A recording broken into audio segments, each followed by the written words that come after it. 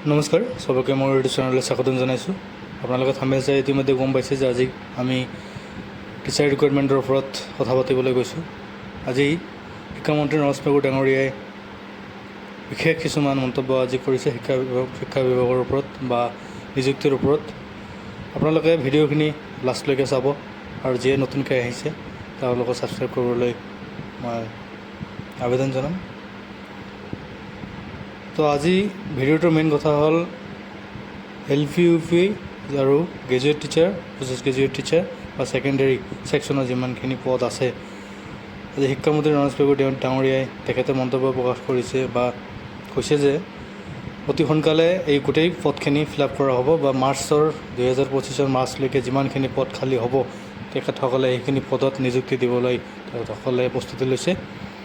আৰু আমি দেখিব পাৰিছোঁ যে 5550টো LP UPৰ পদৰ অলৰেডি এপ্লিকেশ্যন হৈছে। এতিয়া ডকুমেণ্ট ভেৰিফিকেশ্যনখিনি বাকী আছে আৰু ইয়াৰ পিছত তেখেতসকলে 5550টা পদৰ ৰিক্ৰুইটমেণ্টখিনি কৰিব।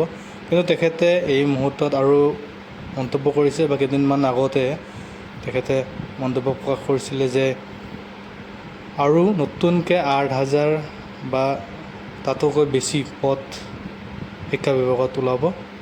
তো আজি ফাইনেলি তেখেতে কৈছে যে 8500 মান পদ আকৌ নতুন খালী হ'ব। সেইখিনি গোটেইখিনি মিলাই তেখেতসকলে শিক্ষা বিভাগত এটা বৃহৎ নিযুক্তি কৰিবলৈ গৈ আছে। তো আমি দেখা পাইছোঁ যে 5550টা পদ ইতিমধ্যে LP UP ছেকশ্যনৰ ৰিক্ৰুইটমেণ্টখিনি অতি সোনকালে ফিল আপ হ'ব। আৰু ইয়াৰ লগতে যি 8500 পদ আছে সেইখিনিত কমেও 4000 মান পদ LP UP ছেকশ্যনৰ কাৰণে থাকিব। নতুনকৈ এইখিনি এপ্লিকেশ্যন হ'ব আৰু 4.5 বা 4000তকৈ বেছি সেইখিনি পদ ছেকেণ্ডেৰী লেভেলত হ'ব। কাৰণ যিহেতু ছেকেণ্ডেৰী লেভেলত অলৰেডি GT আৰু PGT মিলাই 9000+ পদ আছিলে আৰু সেইখিনিৰ লগত আকৌ 4500 প্লাছ কৰিলে আমি মোটামুটি 14000 বা 15000 ওচৰা ওচৰি আমি GT PGT বা গ্ৰেজুৱেট টিচাৰ পষ্ট গ্ৰেজুৱেট টিচাৰৰ এপ্লিকেশ্যন বা ৰিক্ৰুইটমেণ্ট প্ৰচেছ আমি অতি সোনকালে দেখিবলৈ পাম বা এপ্লিকেশ্যন অতি সোনকালে আৰম্ভ হ'বলৈ গৈ আছে। তো GT PGTৰ কাৰণে মই বিশেষকৈ বেলেগ এটা ভিডিঅ' বনাই গোটেইখিনি আলোচনা কৰিম। আজি মেইন কথা হ'ল LP UPৰ যিখিনি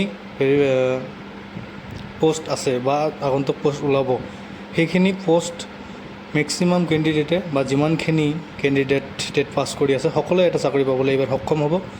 কিয়নো BEd আৰু NIOS যদি এই নিযুক্তি প্ৰক্ৰিয়াৰ পৰা ওলাই যায় বা বাহিৰত থাকে তেতিয়াহ'লে যিমানখিনি টেট পাছ কেণ্ডিডেট আছে অসমত সকলোৱে এটা চাকৰি পাবলৈ সক্ষম হ'ব। কাৰণ যিমানখিনি পোষ্ট মোটামুটি 10000 মান পোষ্ট ৰিক্ৰুইটমেণ্ট অতি সোনকালে হৈ যাব 5550টো মিলাই। তো ইমানখিনি কেণ্ডিডেটেই হয়তো NIOS আৰু BEd কেণ্ডিডেটখিনি বাদ পৰিলে LP ছেকশ্যন বা UP ছেকশ্যন এইখিনি মাজত হৈ যাব।